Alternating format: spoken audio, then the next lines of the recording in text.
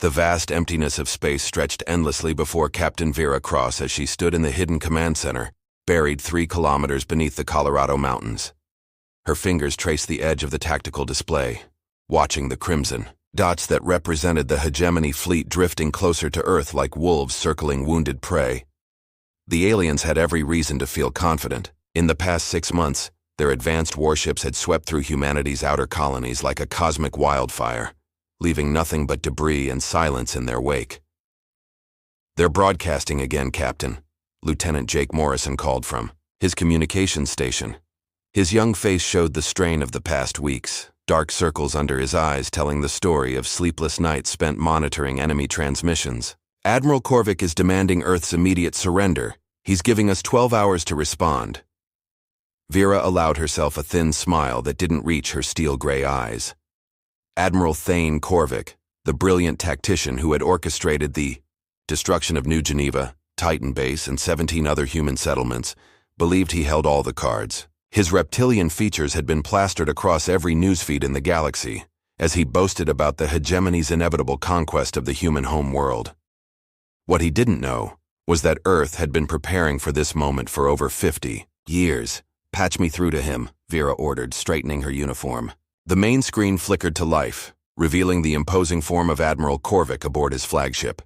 His scaled skin had a greenish tint under the alien lighting, and his predatory eyes gleamed with smug satisfaction. Behind him, the bridge of his vessel hummed with advanced technology that made human equipment look primitive by comparison.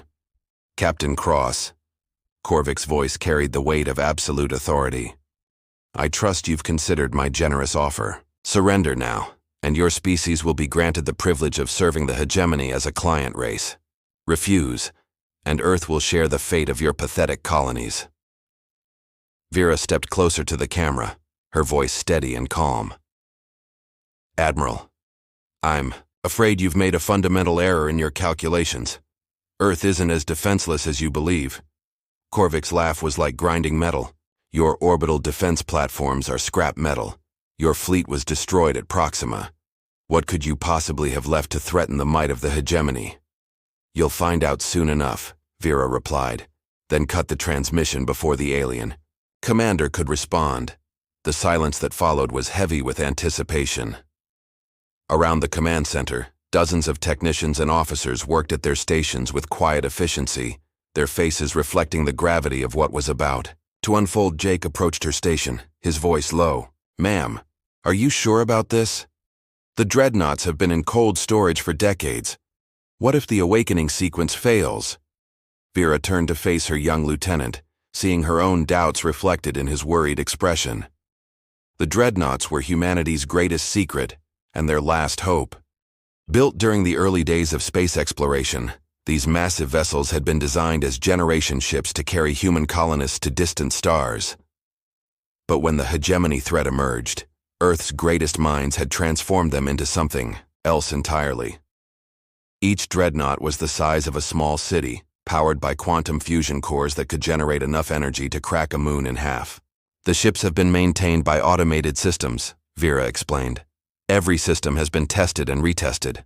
The crews have been in stasis, waiting for this moment. They're as ready as they'll ever be." She moved to the master control console, her hand hovering over the activation sequence. 50 years of preparation had led to this moment. 50 years of secret construction, hidden bases, and carefully laid plans. The hegemony had conquered a dozen worlds, but they had never faced anything like what Earth was about to unleash. "Initiate Dreadnought Awakening Sequence," Vera commanded, her voice cutting through the tense atmosphere of the command center. "Authorization Cross Alpha 779.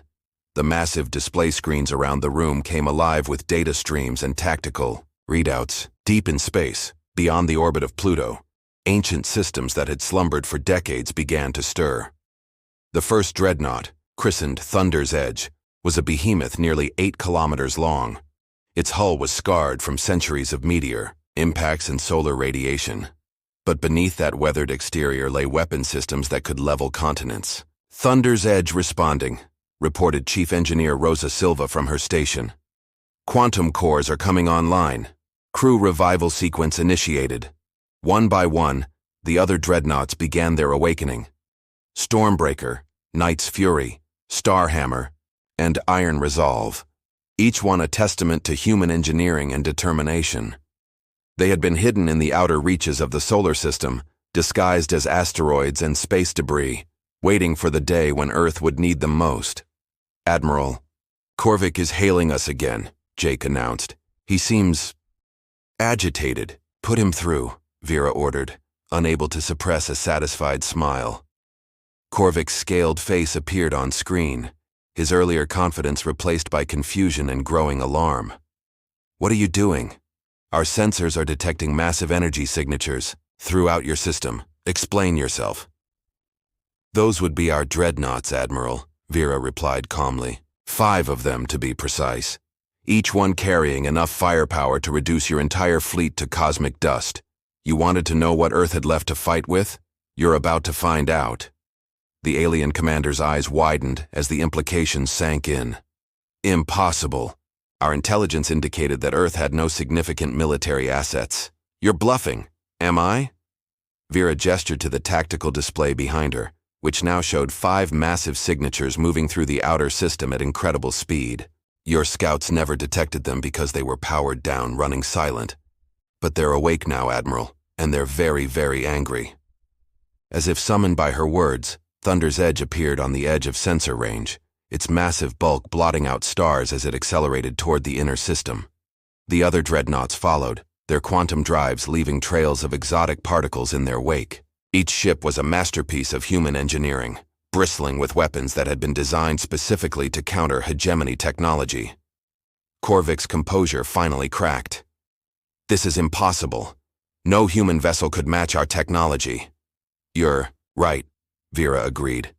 "These aren't just human vessels anymore. 50 years ago, when your first scouts probed our defenses, we captured one of your ships. We've had half a century to study your technology, to understand your weaknesses, and to build weapons specifically designed to exploit them." The truth was even more complex than she revealed.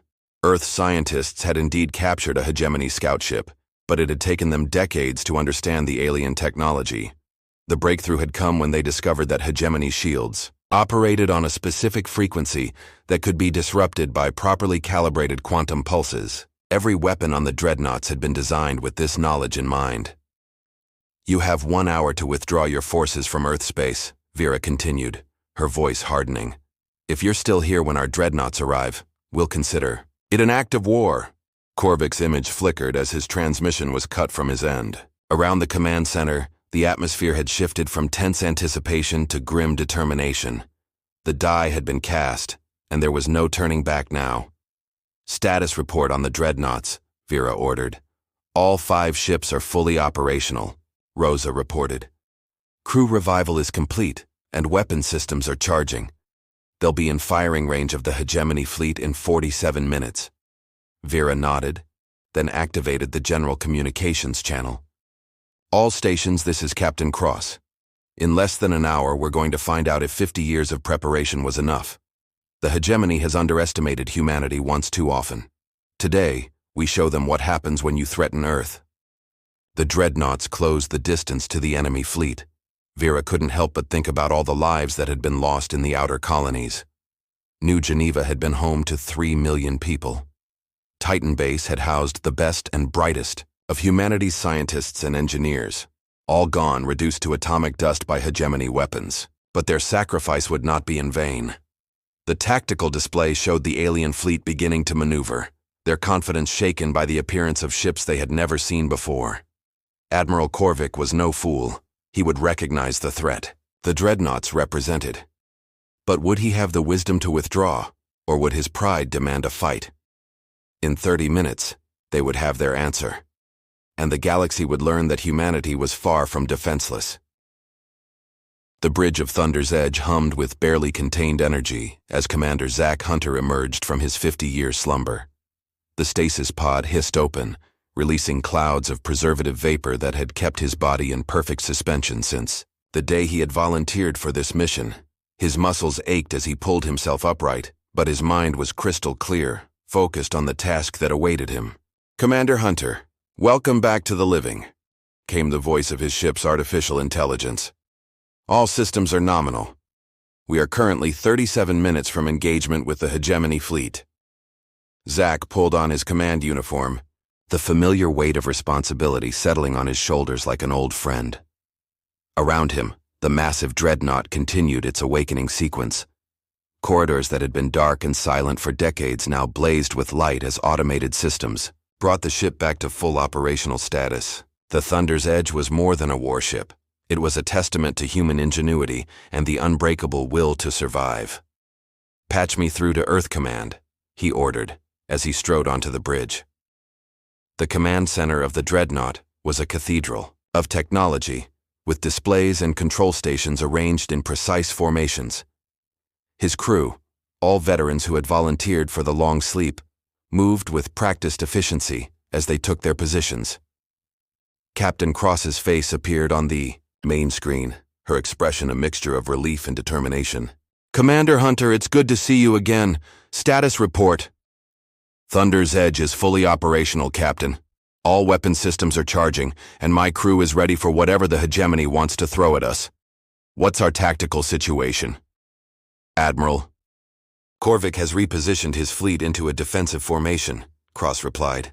"He's not retreating, but he's not advancing either. I think we've got his attention." Zack studied the tactical display that appeared beside Cross's image. The Hegemony fleet was impressive, no doubt about it. 37 vessels arranged in a classic battle formation, their sleek hulls gleaming with advanced armor and energy shields. But they had never faced anything like the Dreadnoughts. "What about the other ships?" he asked. "Stormbreaker and Knight's Fury are approaching from the flanks. Iron Resolve and Starhammer are coming in from above and below. We're going to surround them completely." It was a sound strategy, one that would prevent the enemy from using their superior speed and maneuverability to escape. The Dreadnoughts were slower than the Hegemony ships, but they were also incredibly heavily armed and armored. In a straight fight, there would be no contest. "Commander," his tactical officer called out, "we're receiving a transmission from the Hegemony flagship." "Put it through," Zack ordered. Admiral Korvik's reptilian features appeared on screen, his earlier arrogance replaced by barely controlled fury. "I don't know what kind of deception you're attempting, but these crude vessels won't save your pathetic world. The Hegemony has conquered 100 systems. We will not be stopped by human trickery." "These aren't tricks, Admiral," Zack replied calmly. "They're Dreadnoughts, and in about 20 minutes, you're going to find out exactly what that means." Before Korvik could respond, alarms began blaring throughout the Hegemony fleet. Their sensors had finally gotten a clear reading on the approaching human vessels, and the results were staggering. Each Dreadnought massed more than 50 of their largest battleships combined, and the energy readings from their weapon systems were off the charts. "Impossible," Korvik whispered, his scaled face pale. "Nothing that large could be functional. The power requirements alone." "Quantum fusion cores," Zack explained with satisfaction. "Each one capable of powering a small planet. We've had 50 years to perfect the technology, Admiral. 50 years to prepare for this moment." The transmission cut off as Korvik turned to his own tactical displays, no doubt trying to formulate a strategy to deal with the approaching threat. But Zack knew it was too late for strategies. The Hegemony had been caught completely off guard, and now they would pay the price for their arrogance. "All Dreadnoughts report ready for combat," came the voice of Captain Cross. "You have permission to engage, Commander." "Roger that, Earth Command. Thunder's Edge out." Zack turned to his weapons officer, a grizzled veteran named Lieutenant Rosa Mendez who had served with him for over a decade before the long sleep. "Rosa, target their flagship. Let's make a statement." "Aye, sir. Quantum cannons locked on target." The quantum cannons were humanity's answer to Hegemony shields. Instead of trying to overpower the alien defenses with brute force, they operated on a frequency that caused the shield generators to tear themselves apart from the inside. It was elegant, efficient, and absolutely devastating. "Fire," Zack commanded. The Thunder's Edge shuddered as its massive weapons discharged, sending streams of coherent quantum energy racing across the void. The beam struck Korvik's flagship with pinpoint accuracy, and the results were immediate and spectacular. The Hegemony vessel's shields flickered and died, leaving the hull exposed to the full fury of the Dreadnoughts' arsenal. Secondary explosions rippled along the alien ship's hull as internal systems overloaded and failed. Within seconds, the mighty flagship was reduced to a drifting hulk, its engines dead and its weapons offline. Admiral Korvik's voice crackled over the communication channels, filled with rage and disbelief. All ships, attack pattern Omega. Destroy those monsters before they can fire again. The hegemony fleet surged forward, their sleek vessels moving with deadly grace as they converged on the Thunder's edge. Energy beams and missile salvos filled the space between the opposing forces, creating a deadly light show against the backdrop of stars. But the Dreadnoughts were ready for them. Stormbreaker is engaging the enemy's left flank, reported the communications officer. Knight's Fury has destroyed 3 cruisers on the right. Iron Resolve and Starhammer are cutting through their reserve formation.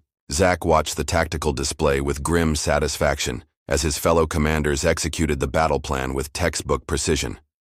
The hegemony ships were fast and well-armed, but they were designed to fight opponents of similar size and capability. Against the massive Dreadnoughts, their advantages meant nothing.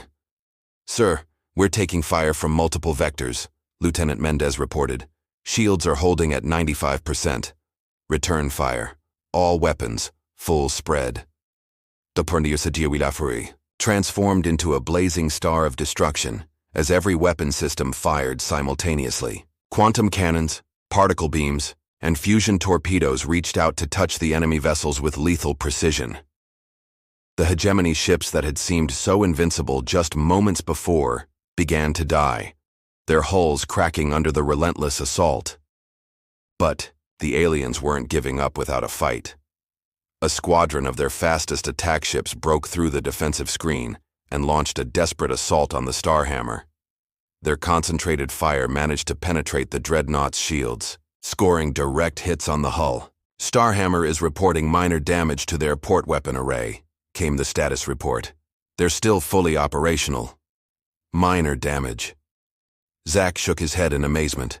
The attack that had just crippled the Starhammer would have completely destroyed any conventional human warship, but the Dreadnoughts had been built to withstand punishment that would crack planets in half. "Commander, I'm detecting unusual energy patterns from the enemy fleet," his science officer announced. "They're charging some kind of superweapon." Zack's blood ran cold. Intelligence reports had mentioned that the hegemony possessed planet-killer weapons, though they had never been observed in action. If they were desperate enough to use one here, in Earth's own solar system, the consequences could be catastrophic. "All ships, evasive maneuvers," he ordered. "Prepare for incoming superweapon discharge." The 5 Dreadnoughts began to spread out, their massive hulls moving with surprising grace as they sought to present smaller targets. But even as they maneuvered, Zack knew that conventional evasion might not be enough. The hegemony's planet killers were designed to destroy entire worlds. Dodging them would be like trying to outrun a supernova. "Energy spike detected," the science officer reported. "They're firing." A beam of pure annihilation lanced out from the center of the hegemony formation, a weapon capable of cracking continental shelves and boiling oceans. It struck the Knight's Fury dead center, and for a terrifying moment, the massive Dreadnought disappeared in a sphere of blinding energy. When the light faded, the Knight's Fury was still there. "Report!" Zack demanded. "Knight's Fury is responding," came the reply. "They're reporting shield failure and moderate hull damage, but all primary systems are operational. They're requesting permission to return fire." Zack couldn't suppress a fierce grin. The hegemony had just fired their most powerful weapon at a human ship, and it had survived. The psychological effect on the enemy fleet was immediate and devastating. Ships that had been pressing their attack suddenly began to fall back, their crews finally understanding the true magnitude of what they were facing. "All ships, advance and engage," Zack ordered. "Show them what happens when you threaten Earth." The Dreadnoughts surged forward like avenging angels, their weapons blazing as they carved through the enemy formation. The hegemony fleet, so confident just an hour before, began to break apart under the relentless pressure. Some ships attempted to flee, only to be run down by the faster human escort vessels that had remained hidden until now.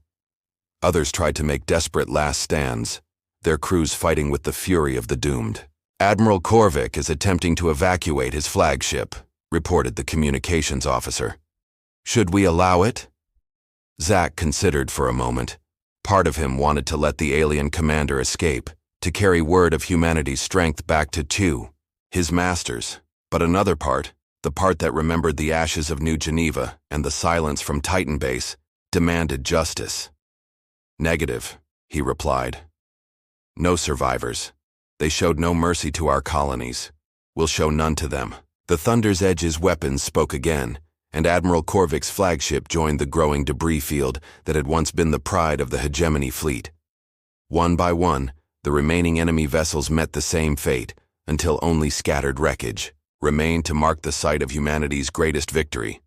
All enemy vessels destroyed or disabled, came the final report. The solar system is secure. Zack slumped back in his command chair, suddenly feeling the weight of his 50-year sleep and the intensity of the battle. Around him, his crew began the process of standing down from combat alert, their faces reflecting the same mixture of exhaustion and elation that he felt. Earth Command, this is Thunder's Edge, he said into his communicator. Mission accomplished. The Hegemony Fleet has been eliminated. Captain Cross's voice came back immediately, filled with emotion. Outstanding work, Commander. All of you. The people of Earth owe you a debt that can never be repaid. But even as the words of congratulation flowed over the communication channels, Zack knew that this was only the beginning. The hegemony was vast, with fleets scattered across dozens of star systems. When word of this defeat reached their high command, they would send more ships, bigger fleets, and deadlier weapons. Humanity had won its first victory, but the war was far from over. 3 months had passed since the destruction of Admiral Korvik's fleet, and the solar system buzzed with activity unlike anything in human history. Captain Vera Cross stood on the observation deck of the newly constructed orbital command station, watching as construction crews put the finishing touches on humanity's expanded defense network. The victory over the hegemony had bought them time, but everyone knew it wouldn't last forever. Captain, we're receiving a priority transmission from the outer sensor grid, Lieutenant Jake Morrison announced as he approached.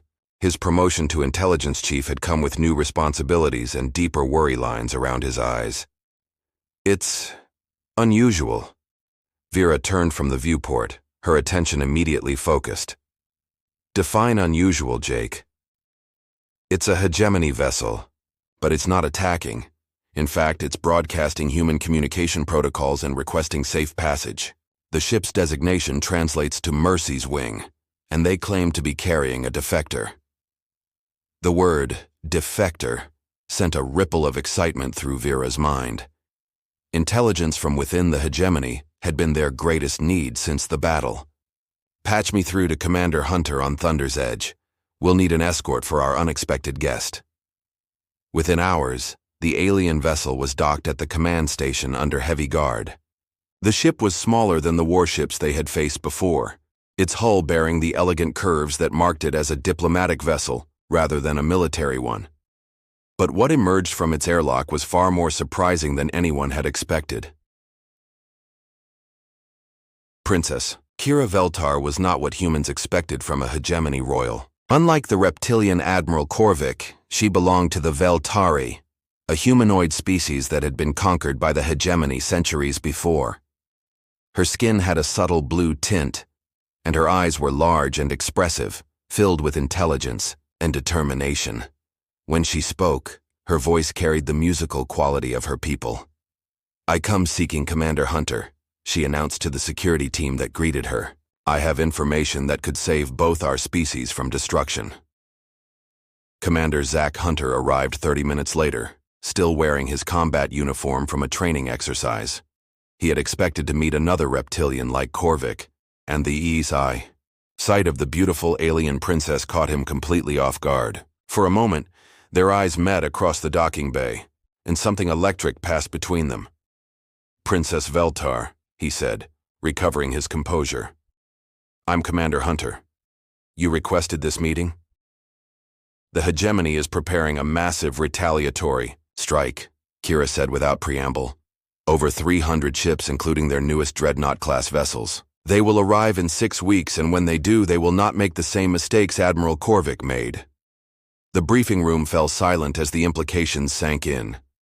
300 ships was more than 5 times the size of Korvik's fleet, and, if they had learned from their previous defeat, the battle would be far more difficult. "Why are you telling us this?" Vera asked. "Why betray your own people?" Kira's expression hardened. "The hegemony are not my people. They conquered the Veltari, homeworld when I was a child, enslaved our population, and forced our survivors to serve in their military. I have waited my entire life for a chance to strike back at them." "And you think humanity can provide that chance?" Zach asked. "I've studied your tactics, Commander. The way you use deception and preparation to overcome seemingly impossible odds. It's exactly what the Resistance needs." Kira stepped closer to him, her voice dropping to an urgent whisper. "But you'll need help to survive what's coming. The new hegemony dreadnoughts are twice the size of your ships, and they've developed countermeasures for your quantum weapons." Captain Cross leaned forward. "What kind of countermeasures?" "Adaptive shielding that can adjust to different frequencies. In real time, your quantum cannons will be much less effective." Kira pulled out a datapad containing technical specifications. "But I know their weaknesses.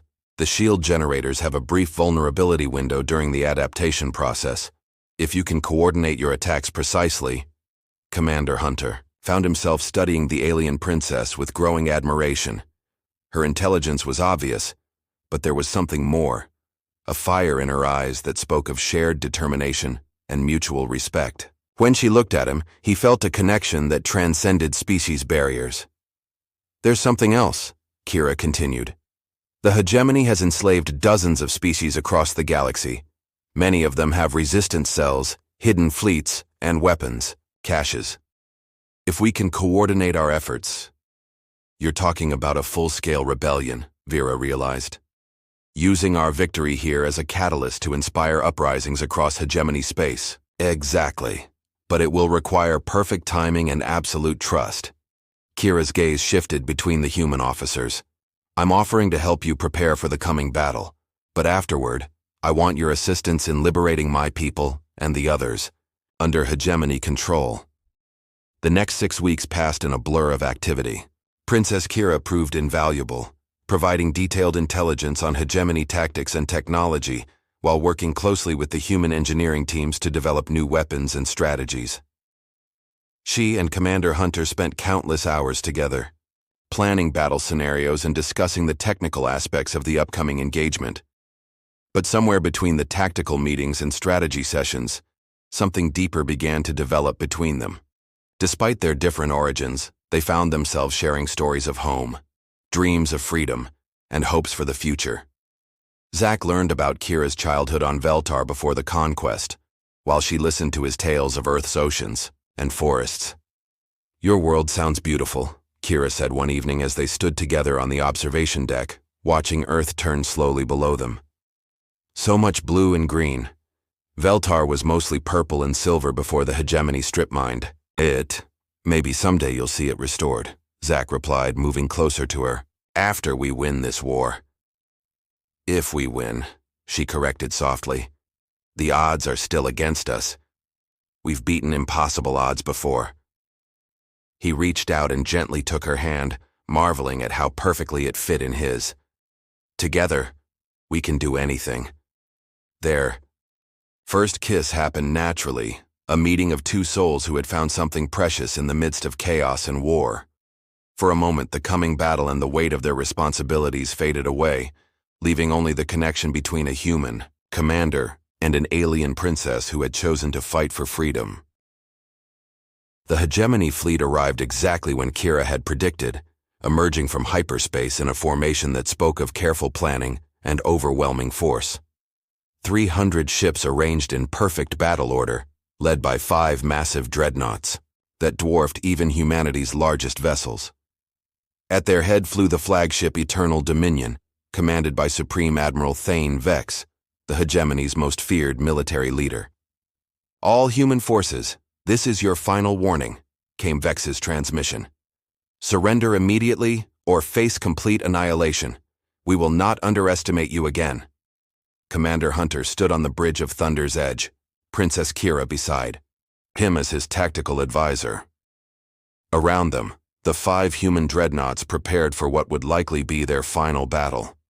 The odds were 6-1 against them, but they had advantages that the enemy didn't know about.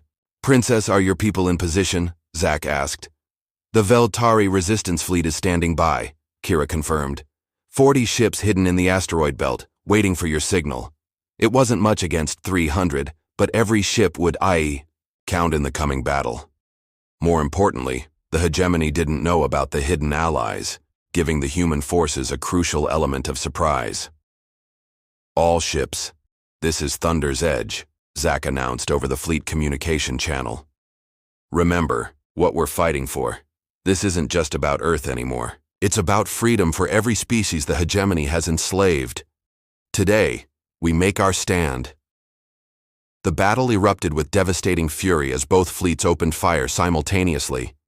The space between them filled with energy beams, missiles, and the brilliant flashes of exploding ships. The new hegemony dreadnoughts proved to be every bit as dangerous as Kira had warned, their adaptive shields deflecting the human quantum weapons with disturbing ease. "Shields down to 60%, reported Lieutenant Mendez as Thunder's Edge shuddered under enemy fire. "Their new weapons are incredibly powerful." "Execute Plan Omega," Zack ordered. "All ships, coordinate your fire on my mark. Princess, now would be a good time for that vulnerability window you mentioned." Kira's fingers flew over her console as she monitored the enemy shield frequencies. "There! The lead dreadnought is cycling its defenses. You have a 3-second window starting. Now!"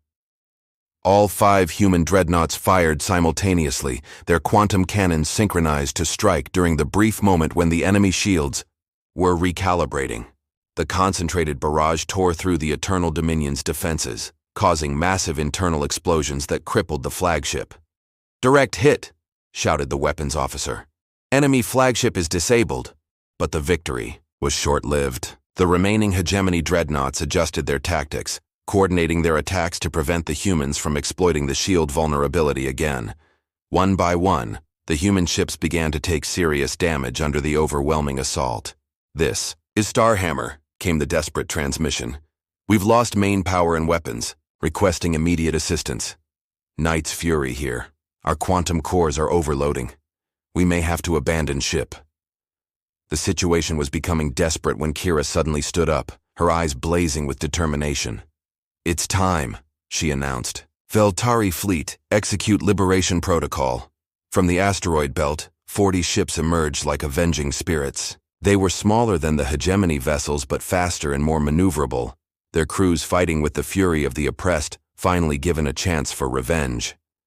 The surprise attack caught the enemy fleet completely off guard, their formation collapsing as they tried to respond to threats from multiple directions. "All resistance cells. This is Princess Kira Veltar," she broadcast on all frequencies. "The time for hiding is over. Rise up, strike down your oppressors. Freedom is within our grasp." Across hegemony space, her words were heard by millions of enslaved beings who had waited generations for this moment. Hidden weapons caches were opened, sabotage operations began, and worlds that had been quiet for centuries erupted in rebellion. The tide of battle shifted as the hegemony forces found themselves fighting not just the human dreadnoughts, but also their own former slaves. Veltari ships darted between the larger vessels like deadly insects, their weapons targeting the specific weak points that Kira had identified.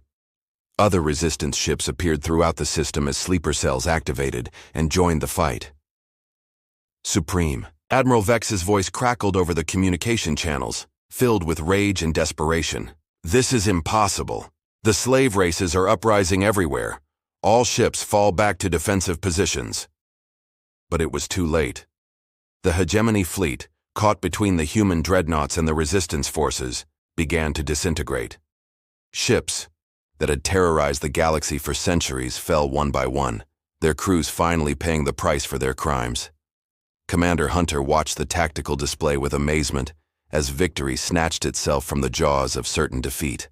"Princess, your people are incredible fighters. We've had centuries to prepare for this moment," Kira replied, her eyes shining with tears of joy. My father would be proud to see his people free at last. The final phase of the battle was almost anticlimactic. The remaining hegemony ships, outnumbered and outmaneuvered, either surrendered or fled into hyperspace. Supreme Admiral Vex went down with his flagship, refusing to the end to acknowledge that the era of hegemony dominance was over. In the aftermath, as rescue ships moved through the debris field and medical teams tended to the wounded, Zack and Kira stood together on the observation deck of Thunder's Edge. The battle was won, but they both knew that the real work was just beginning. "So what happens now?" Zack asked, his arm around Kira's waist as they watched the stars. "Now we rebuild," she replied. "Your people and mine, working together to create something better than what came before. The galaxy is free, Zack, but freedom is just the beginning." He turned to face her, seeing in her eyes the same hope and determination that had carried them through the darkest moments of the war. "Will you stay? Help us build this new future together?" Her answer was a kiss that sealed not just their personal bond but the alliance between their peoples. In the distance, Earth turned peacefully in space, no longer alone in the galaxy, but part of a growing confederation of free worlds. The age of the hegemony was over. The age of freedom had begun, and in the heart of that new age, a human commander and an alien princess had found something even more precious than victory. They had found love that transcended the stars themselves. The war was won. The future was theirs to write together.